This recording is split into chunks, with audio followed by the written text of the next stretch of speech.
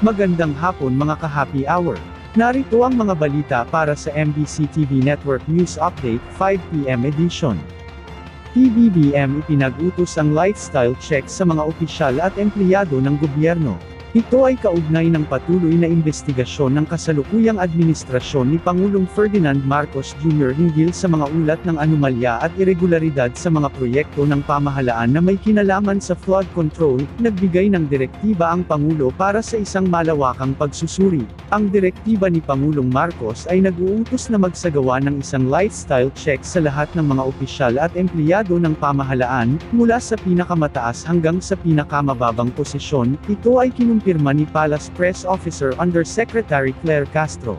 Aniya, ito ay bahagi ng mas malawak na pagsisikap na matiyak ang integridad at accountability sa loob ng pamahalaan, at upang matugunan ang mga alegasyon ng korupsyon. Ito ang lifestyle check ay isang proseso ng pag-verify ng mga ari-arian, kita, at pamumuhay ng isang opisyal ng gobyerno, upang matukoy kung ito ay naaayon sa kanilang deklarasyon ng mga ari-arian, pananagutan, at net worth.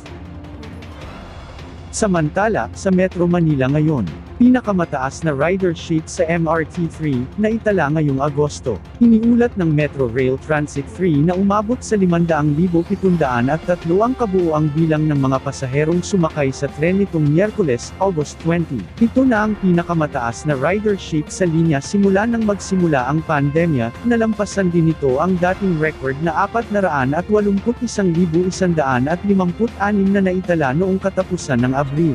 Ayon sa pamunuan ng MRT3, tumapat ang bagong record high sa araw ng libreng sakay para sa mga may national ID, na ipinatutupad tuwing Miyerkules ngayong buwan ng Agosto. Ngayong araw naman ang huling Miyerkules na magpapatupad ng libreng sakay para sa national ID holders, na epektibo mula alas 9 hanggang alas 11 ng umaga, at alas 6 hanggang alas 8 ng gabi. Ang libreng sakay ay tugon sa kahilingan ng Philippine Statistics Authority at alinsunod sa layunin ni Pangulong Ferdinand Bongbong Marcos Jr. na mapalaganap ang paggamit ng national ID, para mas mapadali ang mga transaksyon, pampubliko man o pribado.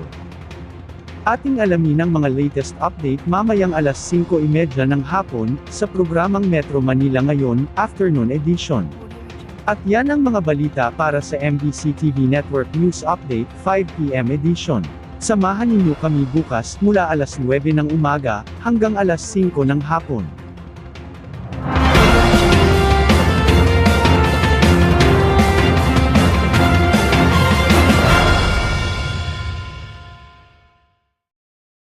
Mga ka-happy hour, kung gusto mong manood ang mga balita sa MBC TV Network News Update, mag-subscribe sa aming YouTube channel, i-like ang aming Facebook page, at i-follow sa aming TikTok account.